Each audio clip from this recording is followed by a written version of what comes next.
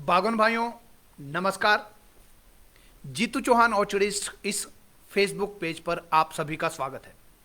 दोस्तों, आज मैं लाइव क्यों हूं, आप भी सोच रहे होंगे कि अभी 10 मिनट पहले ही जीतू भाई लाइव थे टॉक शो के माध्यम से और अब 10 मिनट के बाद ही एक बार फिर से लाइव आ गए। क्या आखिर क्या है ये आपको मैं बता रहा हूं, लेकिन इससे पहले आप एक बार इस लाइव सेशन को शेयर कर दें ताकि आप तो देखेंगे ही, आपके साथ आपके दोस्त, आपके रिश्तेदार और वो भी जिनको बागवानी सीखनी है, जो बागवानी सीखना चाहते हैं, जिनको बागवानी में इंटरेस्ट है, वो लोग भी इस लाइव सेशन से जुड़ पाए। क्योंकि आज मैं इस लाइव सेशन में आपको बता रहा हूं कि प्रूनिंग की 3 बड़ी गलतियां कौन सी है। हर प्रूनर अपने देश के अंदर 3 बड़ी गलतियां कौन सी कर रहा है। हर बगीचे के अंदर, मैंने इतने बगीचे घूमे, सब जगह मैं देखता हूं 3 गलतियां बागवान भाई प्रूनिंग करते हुए करते हैं। तो प्रूनिंग की 3 बड़ी गलतियां कौन कौन सी हैं वो आपको मैं बता रहा हूं इस लाइव सेशन के माध्यम से। केवल 10 मिनट आपके साथ रहूंगा। इससे पहले कि मैं शुरू करूं, आप इस लाइव सेशन को बाकी बागवान भाइयों तक पहुंचाने के लिए शेयर जरूर करें। अभी शेयर करें। अभी जो मैं देख रहा हूं केवल 106 लोग अभी जुड़े हैं, मात्र 106, 123 हुए हैं अभी। तो आपको शेयर करना है। शेयर में देख रहा हूं शेयर ही नहीं कर रहा है कोई।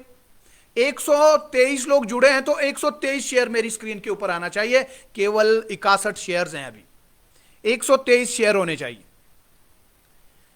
सब शेयर करेंगे। हां जी, पिंकू मेहता जी नमस्कार, रोनिक राठौर जी, कलेश्वर मलोक्टा जी, एसपी राजपूत जी, सूर्यवंशी, यश ठाकुर जी, पिंकू मेहता जी, आप सभी को भी बहुत बहुत नमस्कार। इनोवा एप्पल्स, यूनिसू, मीर बशीर साहब, बहुत बहुत नमस्कार आपको भी, बबलू कुमार जी और ऋतिक ठाकुर जी।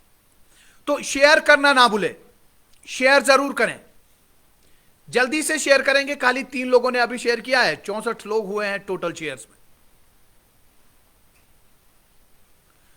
तो 3 बड़ी गलतियां प्रूनिंग के समय में हम कौन कौन सी करते हैं।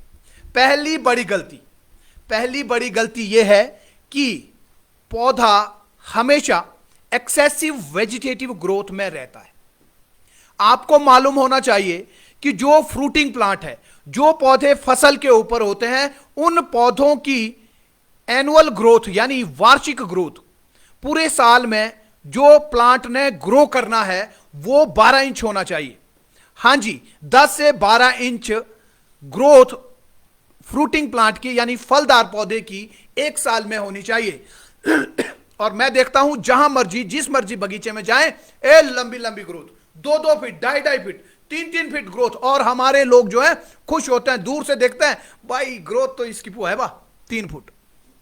ये किसी काम की नहीं है। ये ग्रोथ आपके प्लांट को फ्रूटिंग से वेजिटेटिव की तरफ लेकर के जाती है, प्रोडक्टिव से अनप्रोडक्टिव की तरफ लेकर के जाती है।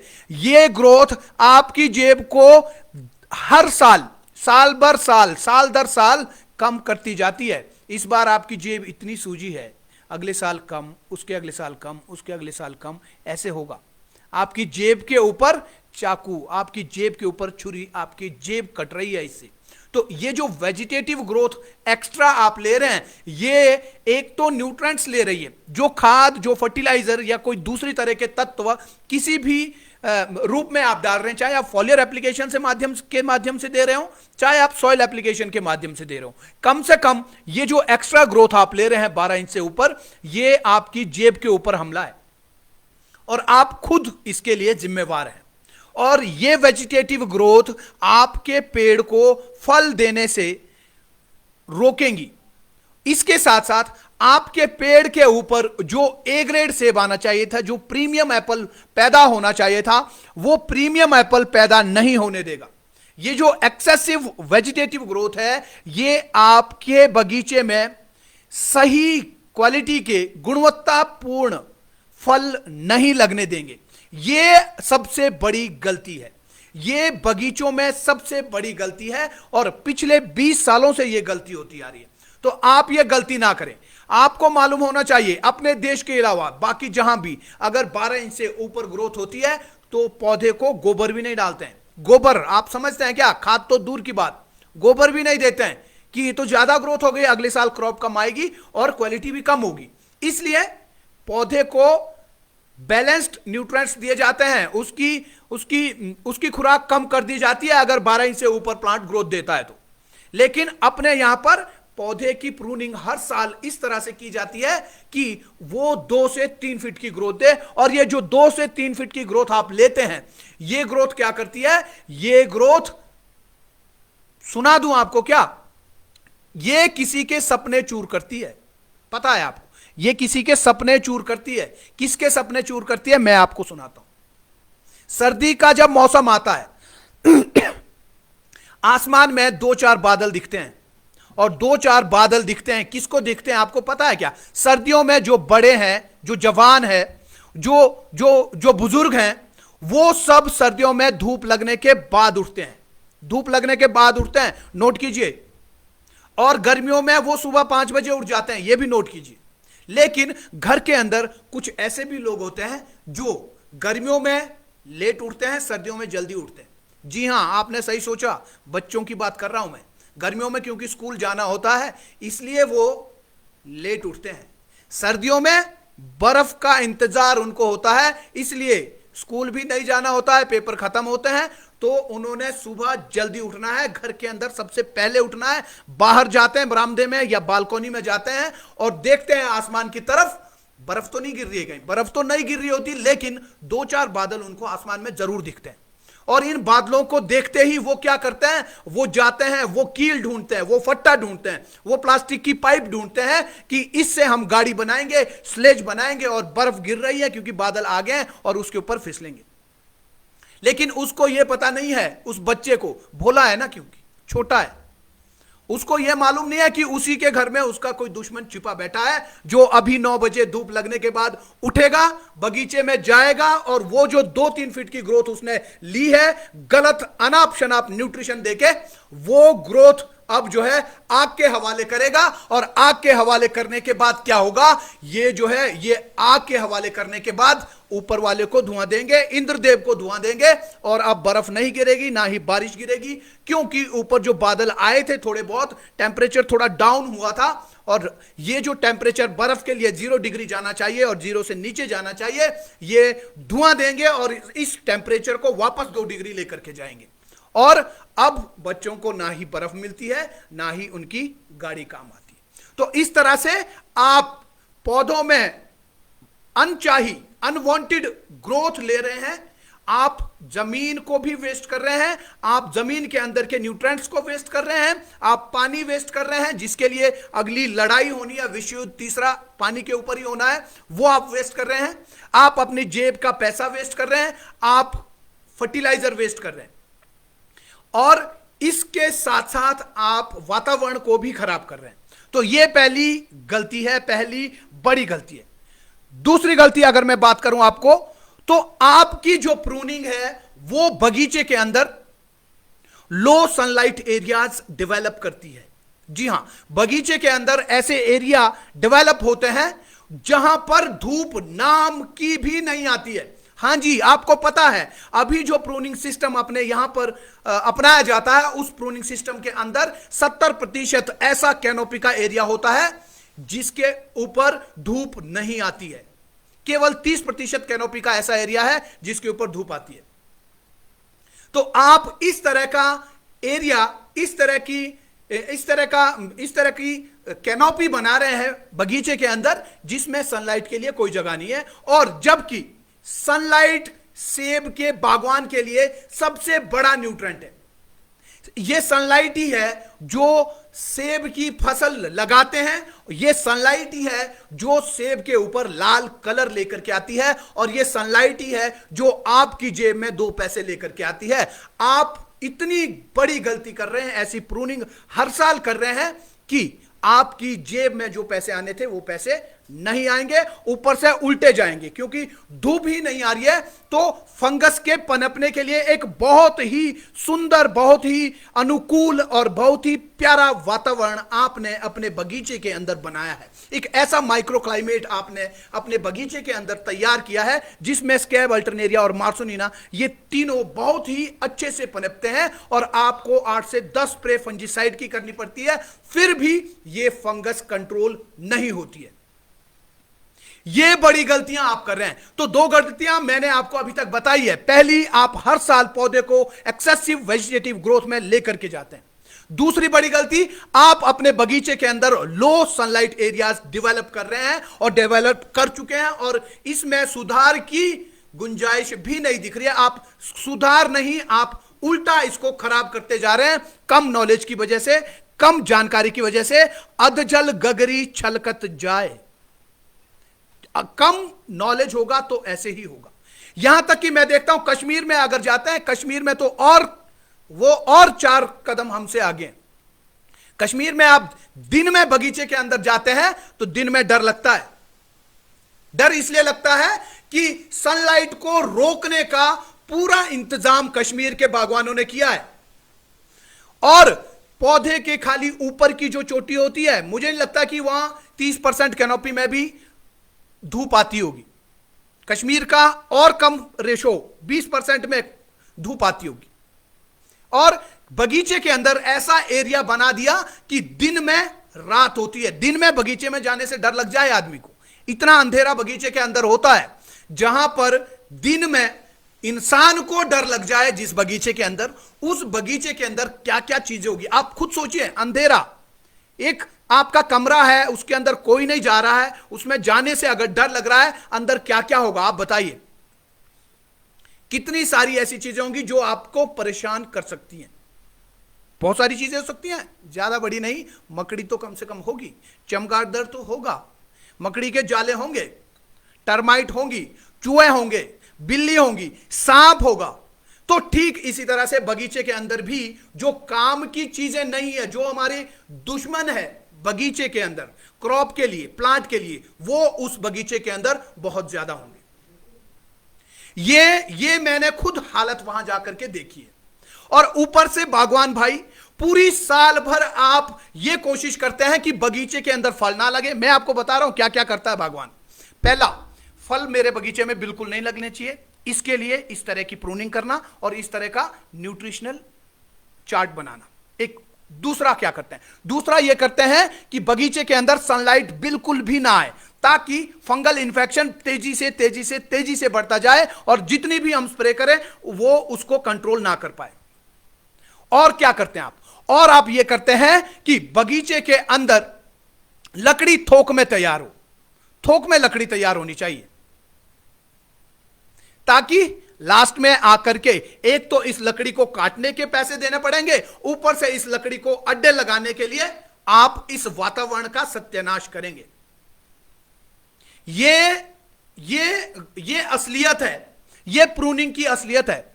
ये 2 गलतियां, तीसरी गलती मैं आपको बता रहा हूं। तीसरी गलती क्या है? तीसरी गलती है इम्बैलेंस्ड क्रॉप। जी हां, आप जो प्रूनिंग करते हैं वो प्रूनिंग प्लांट को एक साल फल की तरफ और दूसरी साल अनप्रोडक्टिव बनाती है। एक साल प्रोडक्टिव है, दूसरी साल अनप्रोडक्टिव है। बाइनल बियरिंग प्लांट के ऊपर होती है। ये जो है, ये एक तीसरी बड़ी गलती है। जबकि होना क्या चाहिए, हर साल बैलेंस्ड क्रॉप आनी चाहिए, क्वालिटी क्रॉप आनी चाहिए, साइज अच्छा होना चाहिए, कलर 100% होना चाहिए। इस बार जितनी पेटियां हुई अगले साल भी उतनी ही पेटियां होनी चाहिए। यह नहीं कि इस बार 2000 और अगले साल 500 पेटी और कई बार 50 भी, ये नहीं, बैलेंस्ड क्रॉप होनी चाहिए। तो ये जो है 3 बड़ी गलतियां हैं जो बागवान भाई अपने बगीचे में करते हैं, कर रहे हैं और आगे भी करते रहेंगे। क्यों करते रहेंगे मुझे मालूम है, मैं जानता हूं कि आप छोटी वीडियोस को देख करके काम करोगे। आप प्रूनिंग कैंप में जाओगे, 10-20 मिनट 30 मिनट सीखोगे, 40 मिनट 1 घंटा आप सुनोगे और फिर आप घर जाएंगे।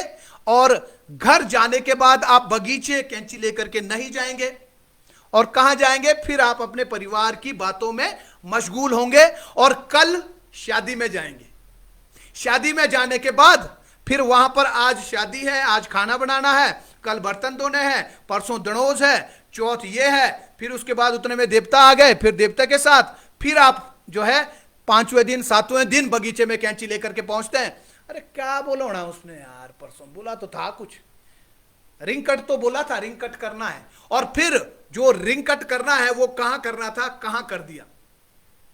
ये इसलिए है कि आप खाली 10 मिनट 20 मिनट 30 मिनट में बागवानी सीखना चाहते हैं। ये इसलिए मैं कह रहा हूं कि मैंने पिछले 10 साल में इसको जिया है, मैंने इसको पिछले 10 साल में देखा है, मैंने इसको पिछले 10 साल में एक्सपीरियंस किया है। कोई भी बागवान भाई अगर एक बार फोन करता है, जीतू भाई और कैसे हैं आप, भाई जी मेरे को ना रूट स्टॉक का पता नहीं चल रहा है, रूट स्टॉक क्या होता है, रूट स्टॉक उसको बताया, अच्छा भाई जी कलर के लिए क्या, कलर नहीं आता, वो उसको बताया, वैरायटीज जो है ना, वैरायटीज ये है वो बताया। मतलब 1 घंटे में पूरी बागवानी सीखनी है। बागवानी एक बहुत बड़ा सब्जेक्ट है, एक साइंस है, एक विज्ञान है। ये 10 मिनट 20 मिनट आधा घंटा 1 घंटे में नहीं सीखा जा सकता। इसके लिए आपको घंटों देने पड़ते हैं और सीरियसली देने पड़ते हैं, डिसिप्लिन के साथ देने पड़ते हैं। आपको भी समय देना पड़ता है, हम भी समय देते हैं। सीखना है तो यह है, नहीं सीखना है तो मत सीखिए। बगीचों के अंदर इसी तरह की गलत प्रैक्टिसेस करते रहिए, बगीचों को जंगल बनाइए, बहुत अच्छा है। इन जंगलों में फल नहीं लगेंगे और जितना इनपुट कॉस्ट है, आउटपुट उससे आधा आएगा, आधा। आप गांठ बांध लीजिए, यह है। आपको अभी मैं जो देख रहा हूं 654 लोग अभी लाइव सेशन से जुड़े हैं, 654 लोग।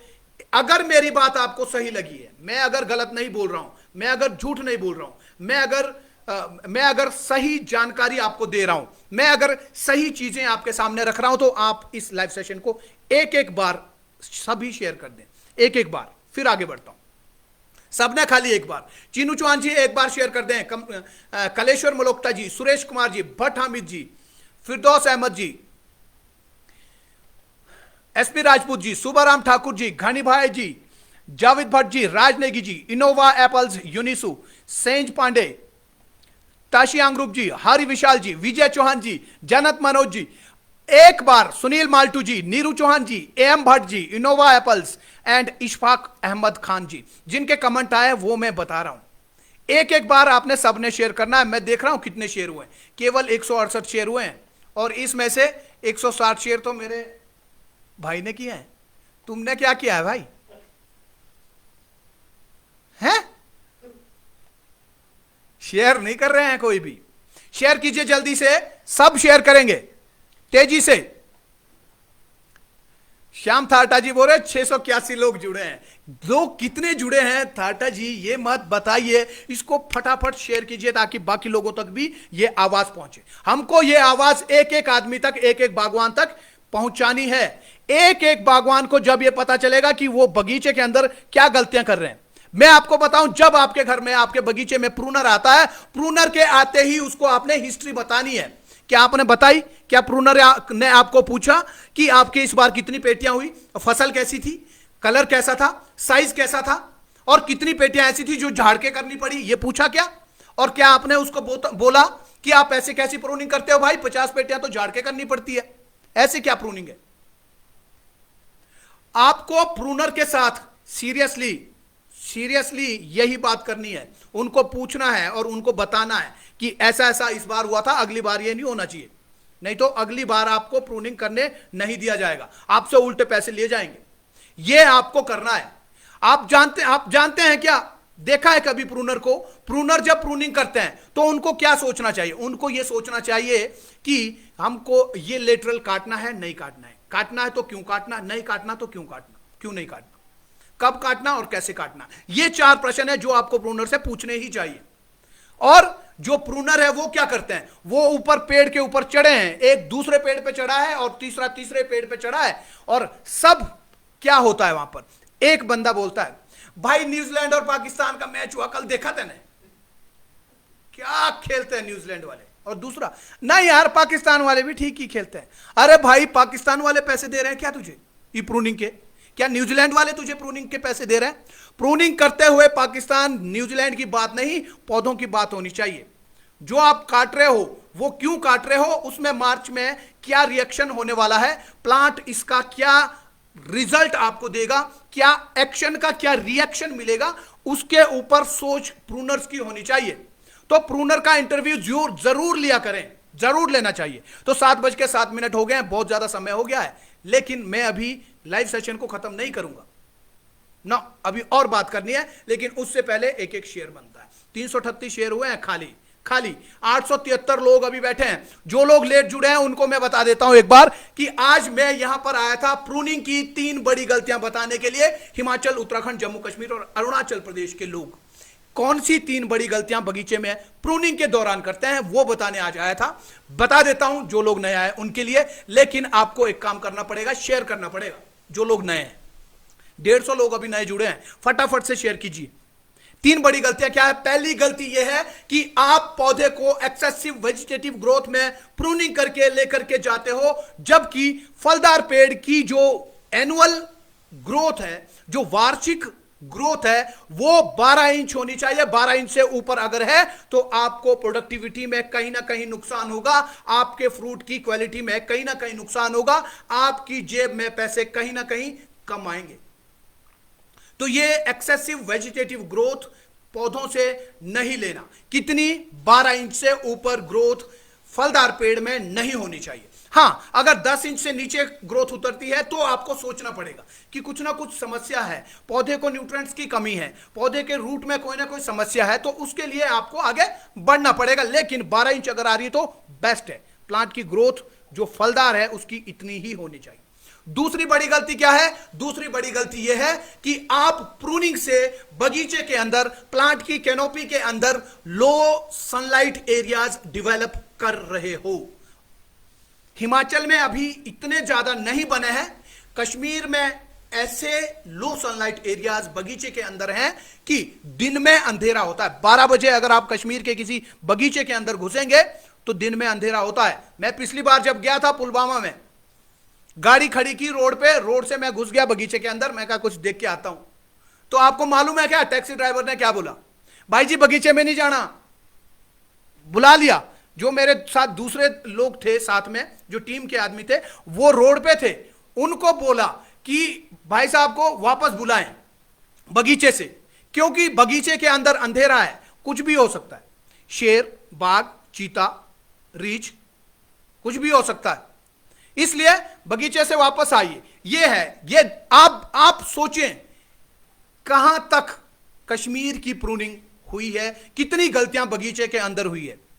ये हुआ है और ऐसा ही हिमाचल में भी होने वाला है बहुत ही जल्दी। इसी की तरफ अग्रसर है। हिमाचल में 8 स्प्रे फंजीसाइड की करनी पड़ती है, फिर भी फंगस कंट्रोल नहीं होता। कश्मीर में 12, 4 स्प्रे आगे हैं। 2-3 साल और रुकिए, यहां भी 12 की जरूरत पड़ेगी, क्योंकि ठीक वैसा ही जंगल हम भी यहां पर तैयार कर रहे हैं। तीसरी बड़ी गलती जो मैं कह रहा था, तीसरी बड़ी गलती है इम्बैलेंस्ड क्रॉप। जी हां, हर साल बैलेंस्ड क्रॉप नहीं आती है। जितनी इस बार है अगली बार उतनी नहीं आएगी। इस बार 100%, अगली बार 10%। इस बार 1000 पेटी, अगली बार 50 पेटी। ये गलत प्रूनिंग की वजह से होता है, ये गलत प्रूनिंग की वजह से होता है, ये गलत न्यूट्रेंट की चार्ट की वजह से होता है, ये गलत प्रैक्टिसेस की वजह से होता है। ये सारी चीजें आपको ठीक करनी पड़ेगी। आपको बागवानी को प्रोफेशन और करियर के रूप में लेना पड़ेगा। रात दिन सुबह शाम इस बागवानी को देने पड़ेंगे। ये खोपड़ा जो है बागवानी के लिए यूज करना पड़ेगा ज्यादा से ज्यादा, तब आपकी बागवानी इसमें 4 चांद लगेंगे। तो आज के लिए फिलहाल इतना ही, लेकिन आपको फिर जाने से पहले बता दूं, नया साल आने वाला है। क्या है? नया साल आने वाला है। 1000 लोग अभी मैं देख रहा हूं लाइव जुड़े हुए हैं।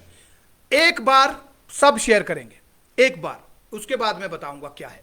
एक बार सब शेयर करेंगे। 437 शेयर अभी हैं, देखता हूं कितने लोग शेयर करते हैं। 437, अभी तो एक ने भी नहीं किया, 3 लोगों ने किया है, 440 हो गए। फटाफट करेंगे, सब करेंगे एक एक बार, सब। अगर जीतू चौहान से प्यार है, अगर आपको लगता है जीतू बोलता तो ठीक ही है ये छोकरा यार, भले ही उम्र में आधा है, जितनी उम्र इसके है इतनी इतनी उम्र तो हमको प्रूनिंग करते हुए हो गए। ये आपको जरूर लगता होगा, लेकिन बात मानिए अंकल जी, गलती हुई है, गलती हुई है। तो गलती सुधारिए, शेयर कीजिए। 17 शेयर अभी हुए हैं केवल, मैं नहीं जाऊंगा तब तक, मैं आगे भी नहीं बढ़ूंगा तब तक, मैं अगली बात भी तब तक नहीं करूंगा जब तक आप इस शेयर को नहीं बढ़ाते। 487 है, 500 ले जाइए जल्दी से, 13 शेयर करना है जल्दी। पंकज शर्मा जी, छोटू भोल्टा जी, जल्दी से शेयर कीजिए। जगदीश शर्मा जी, क्या बोल रहे हो? मेहता सुजल जी, जल्दी कीजिए शेयर, जल्दी कीजिए। तो मैं क्या कह रहा हूं, मैं ये कह रहा हूं कि न्यू ईयर जल्दी आने वाला है, नया साल। नए साल के लिए आप क्या नया कर रहे हैं, आपको बताना चाहूंगा। हमने एक प्लेटफॉर्म बनाया था, एक डिजिटल कोर्स बनाया था बागवानों की सहायता के लिए, बागवानों की मदद के लिए, बागवानों को ये बागवानी सिखाने के लिए हमने ये कोर्स बनाया था, डिजिटल कोर्स। घर बैठ के बागवान जो है ये कोर्स एनरोल कर सकते हैं, घर बैठ करके बागवानी की जानकारी ले सकते हैं मोबाइल के माध्यम से, और सैकड़ों बागवान ये फायदा उठा रहे हैं। सैकड़ों बागवानों ने पहले ही एनरोलमेंट किया है, घर बैठ करके बागवानी की बारीकियां सीख रहे हैं। आप भी सीखिए, आप भी एनरोलमेंट कीजिए। लेकिन फिर आपको बताना चाहूंगा न्यू ईयर के लिए क्या, हम और हमारी टीम नए साल के लिए बागवान भाइयों को एक तोहफा, एक गिफ्ट देने के लिए काम कर रही है। एक ऐसा गिफ्ट जो आपके लिए अप्रत्याशित होगा, जो आपने भी सोचा नहीं होगा, किसी ने भी नहीं सोचा होगा कि यह भी हो सकता है, यह भी गिफ्ट हो सकता है क्या, अच्छा ऐसा भी हो सकता है, बागवानों के लिए ऐसा भी कोई सोच सकता है, बागवानों को इतना बड़ा गिफ्ट कोई दे सकता है। वो गिफ्ट आपको मिलेगा न्यू ईयर के लिए 31 जनवरी शाम 31 दिसंबर शाम 7 बजे। थोड़ा सा बहक गया था, माफी चाहूंगा, बहक गया था। रणवीर ठाकुर जी का कमेंट पढ़ रहा था, राम राम सर, जय श्री राम रणवीर ठाकुर जी। तो क्या है, 31 दिसंबर शाम 7 बजे आपको एक बहुत ही नया अनोखा गिफ्ट दूंगा, मेरी तरफ से और मेरी टीम की तरफ से। तो आइए इंतजार करते हैं 31 दिसंबर शाम 7 बजे का। तो तब तक के लिए एक बार शेयर जरूर करें, एक बार जरूर शेयर करें। तो 31 दिसंबर शाम 7 बजे फेसबुक, इसी पेज के ऊपर फेसबुक लाइव में आपको एक गिफ्ट दूंगा। इस पेज को फॉलो जरूर करें, अभी पेज को फॉलो करें। तो ठीक है, आज के लिए फिलहाल इतना ही। आप सभी से मुलाकात फेसबुक पेज पर होती ही रहेगी। तब तक के लिए नमस्कार, जय हिंद, जय भारत।